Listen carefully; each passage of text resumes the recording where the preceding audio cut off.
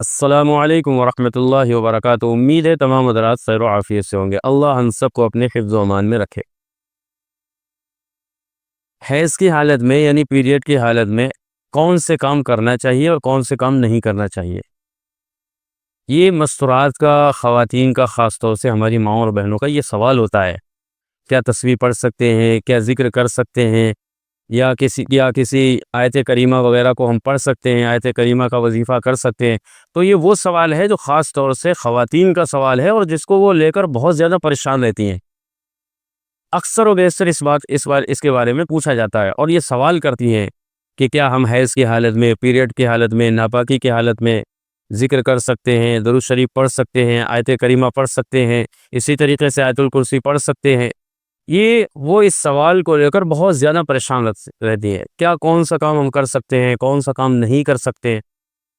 تو میں سمجھتا ہوں اس ویڈیو کو دیکھنے کے بعد، جو میں بتانے جا رہا ہوں، اس کلپ کو سمجھنے کے بعد انشاءاللہ تعالی آپ کے سارے ڈاؤٹس کلیئر ہو جائیں گے، ساری شک اور کون سے کام کرنا ہے، کون سے کام نہیں کرنا، یہ ساری چیزیں کلیئر ہو جائیں گی۔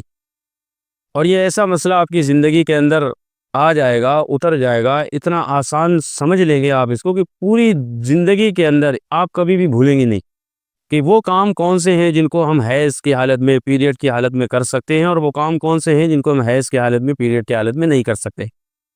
تو آئیے اس ویڈیو کے اندر میں آپ کو بتانے جا رہا ہوں وہ 15 عمل، وہ 15 کام، وہ 15 ذکر، وہ 15 دعائیں، یا اسی طریقے سے وہ 15 کام جن کو ہم کر سکتے ہیں حیض کی حالت میں، پیریڈ کی حالت میں۔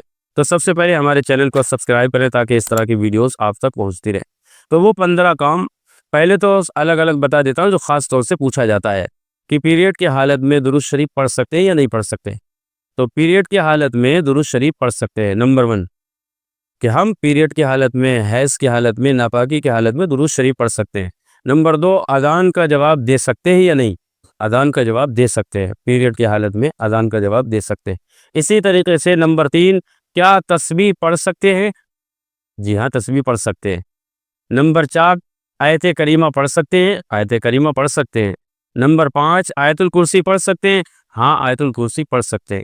ذکر حیض کی حالت میں، پیریڈ کی حالت میں ہم آیت الکرسی پڑھ سکتے ہیں، اس لیے کیونکہ یہ ہم صبح و شام کے ذکر کی نیت کر کے اس کو پڑھ سکتے ہیں۔ آیت الکرسی کو ہم ذکر کی نیت سے پڑھ سکتے ہیں، قرآن کی تلاوت کی نیت سے نہیں پڑھ سکتے۔ اسی طریقے سے کیا نمبر 6 سورہ فاتحہ ہم پڑھ سکتے ہیں؟ سورہ فاتحہ میں بھی اللہ کی حمد بیان کی گئی، اللہ کی تعریف بیان کی گئی۔ کوئی چیز ہم دیکھتے ہیں تو کہتے ہیں الحمدللہ رب العالمین، تمام تعریف اللہ ہی کے لیے ہے۔ تو اس میں اللہ کی حمد بیان کی گئی، اللہ کی تسبیح، اللہ کی تعریف بیان کی گئی۔ تو اس سورہ فاتحہ کو ہم بطور دعا کے پڑھ سکتے ہیں، لیکن قرآن کی تلاوت کی نیت سے ہم نہیں پڑھ سکتے۔ اسی طریقے سے نمبر 7 کیا تینوں کل پڑھ سکتے ہیں؟ لوگوں کا معمول ہوتا ہے صبح شام پڑھنے کا، رات میں سونے سے پہلے تینوں کل پڑھتے ہیں، صبح اٹھنے کے بعد، فجر کے بعد 3 کل پڑھ لیتے ہیں۔ تو کیا ان تینوں کل کو ہم پڑھ سکتے ہیں حیض کی حالت میں، پیریڈ کی حالت میں؟ جی ہاں، آپ حیض کی حالت میں، پیریڈ کی حالت میں آپ ان کو پڑھ سکتے ہیں بطور دعا کے، بطور اذکار کے۔ اس لیے قرآن کی نیت کے ساتھ نہیں بلکہ دعا کی نیت کے ساتھ، اذکار کی نیت کے ساتھ، ذکر کی نیت کے ساتھ ہم تینوں کل کو بھی پڑھ سکتے ہیں۔ اسی طریقے سے نمبر 8 کیا کلمے پڑھ سکتے ہیں؟ کلمے بالکل پڑھ سکتے ہیں۔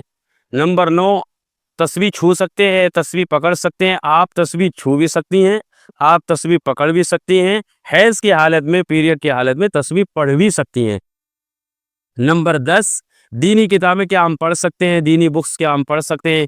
چاہے وہ دینی بکس اردو میں ہو، چاہے وہ دینی بکس عربی میں ہو، چاہے وہ دینی بکس ہندی میں ہو، آپ اس کو پڑھ سکتے ہیں۔ صرف حیض کی حالت میں، پیریڈ کی حالت میں قرآن نہیں پڑھ سکتے ہیں۔ تو اگر کوئی بکس ایسی ہے جس میں عربی میں لکھا ہوا ہے، یا کوئی بکس ایسی ہے جس میں ہندی میں لکھا ہے یا اردو میں لکھا ہے، تو آپ حیض کی حالت میں، پیریڈ کی حالت میں وہ کتاب، وہ بکس پڑھ سکتی ہیں۔